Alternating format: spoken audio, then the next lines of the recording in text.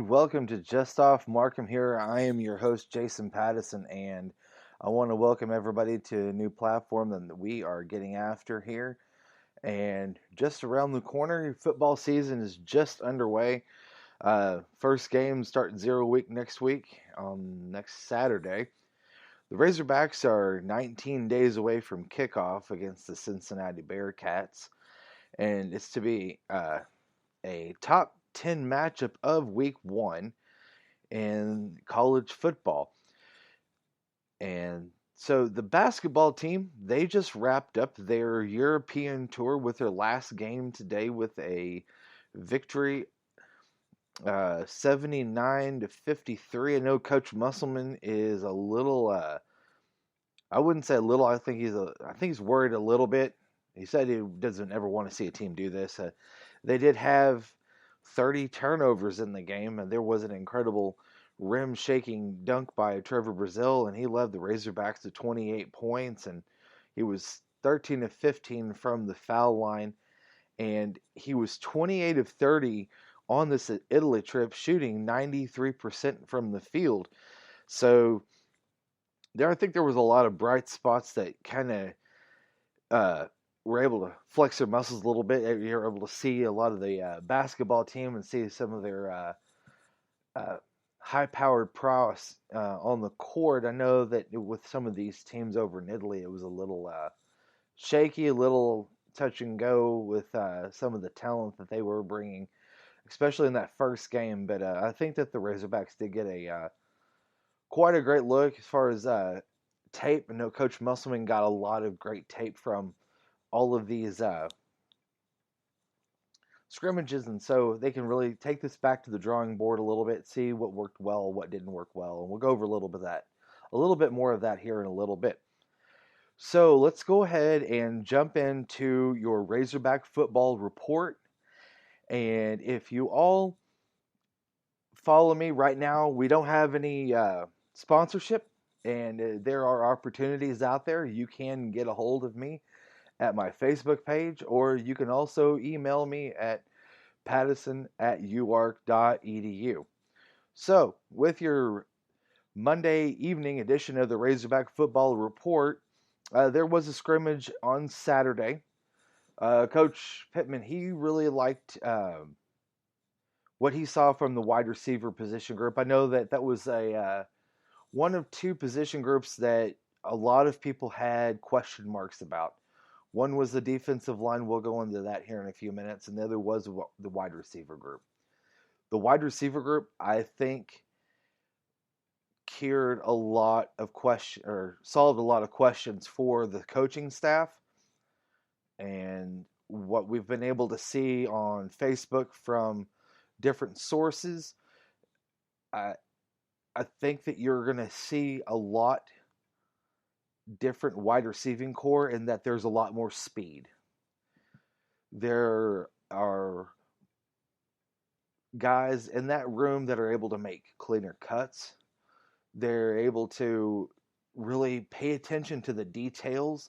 I think that Coach Guyton has got a lot of guys in that room that are sponging all the information that he's giving them.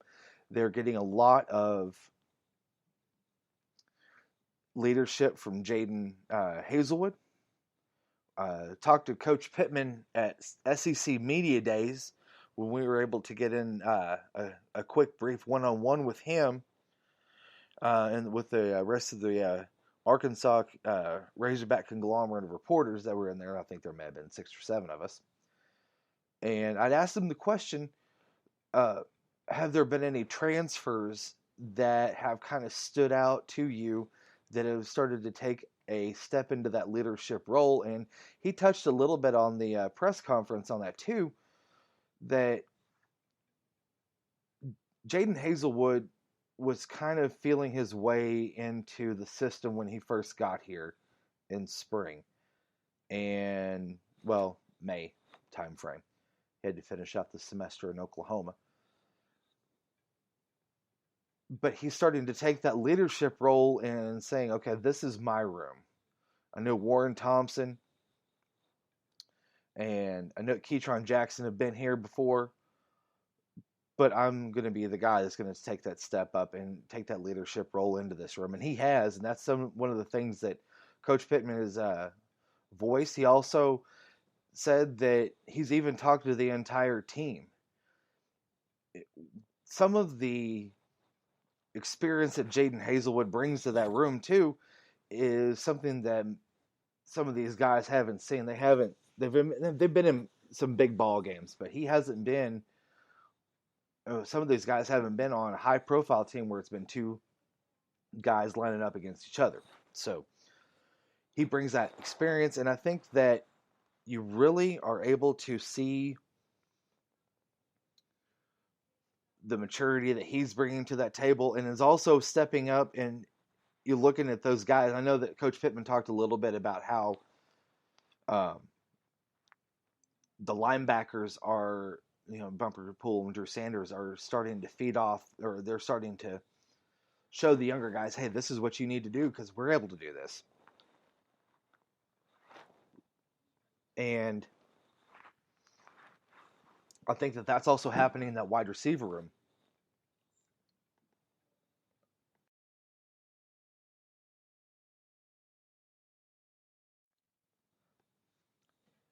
And showing these guys, hey, we're able to make the cuts. We're able to make, differentiate between a 5, a 7, and a 10-yard out. Making your cuts on certain, line markers. Making sure that you're using peripheral vision to make sure that you're using your left foot versus your right foot on your cut, so on and so forth. And they're showing these guys, hey, this is how you need to do it. And I think that it's really rubbing off already on Quincy McAdoo, Isaiah Satania, Sam Mbake, for instance. And also you bring in Matt Landers, which I think, and I'm going to go out on a limb, I think his nickname is going to be Jackpot by the end of this time. I know that word has been kind of floated around a little bit. I really believe that his nickname is going to be Jackpot by the time the season's over with, because I think that Coach Pittman and Coach Guyton were able to really identify some talent there that he just needed to cultivate that. I guess I'd probably say just more of just confidence in himself more than anything else. And they're able to bring that out, bring that up, and as they say, high tides raise all boats. So I think you're going to start to see that in the wide receiver room. And like he said, they're fast. These guys are fast, and I think that there's going to be a lot of SEC defensive secondaries that are going to have a hell of a time trying to keep up with these guys because they're able to find the space. That's something we haven't seen since Coach Petrino was here, where he was able to get the spacing on the left and right side, create the mismatch, find the hole, and have that guy sit in that hole. And it may be an extremely easy pass for a Ryan Mallett or Tyler Wilson to make, and you're going to see the same thing with KJ. I know that with offensive line, we're going to move over to them for just a second. I know that you kind of look at Dalton Wagner, what he is going to be able to do, what type of availability he has. We'll just see how it goes. I know that Coach Pittman's him and Cody Kennedy are kind of toying a little bit with, different types of looks as far as the line goes. We'll just have to see. I haven't heard anything about him other than what Coach Pittman has brought out about Dalton Wagner. You'll see.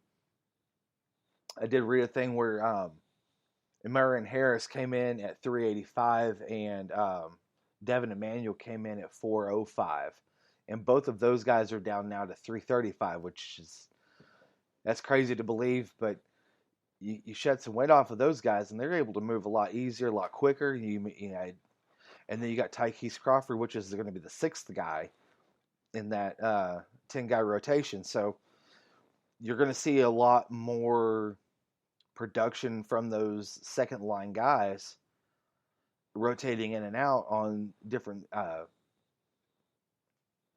series is coming up probably the first couple of games because they need to see what they've got. They see what they have right now, but they definitely need to see what's going to happen with these guys during live fire. The defensive line. Then I'm going to switch gears now to the defense for just a second here.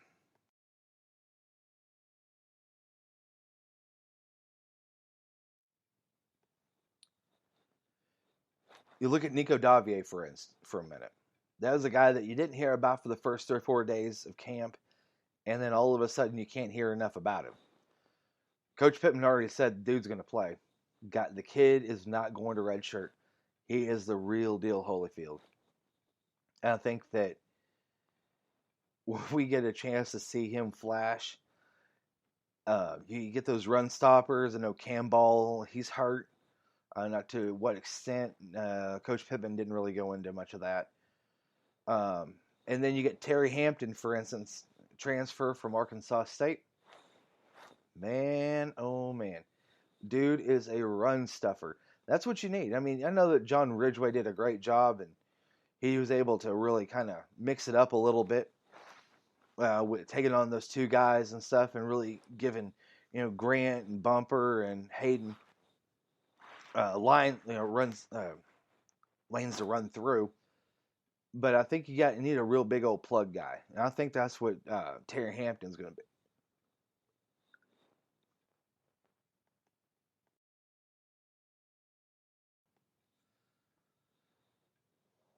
There are a couple other question marks on that defensive line. I think that they're getting those shored up. And kind of go back to the defensive line in that I think that's still the biggest question mark at this point for Coach Pittman and Coach Adams, and trying to understand what they've got in front of them and see how things are going to go under live fire. Because you look at Cincinnati, and they're no cupcake. They're not. They bring back 4 or 5 guys, if I'm not mistaken, off that starting 11 on the offense. They're at on the offensive line again, from a team that was 4th in the country last year. Now, granted, you don't have Desmond Ridder. He's a quarterback. He's a pro quarterback, and you have a guy like that, you're going to go far anyway.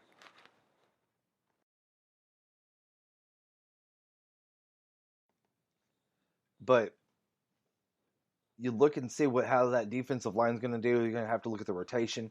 I know you don't have like a Mateus Solian in there anymore. He transferred out. Still waiting to hear back from a couple of others that have got some nicks and scratches on them. And then, you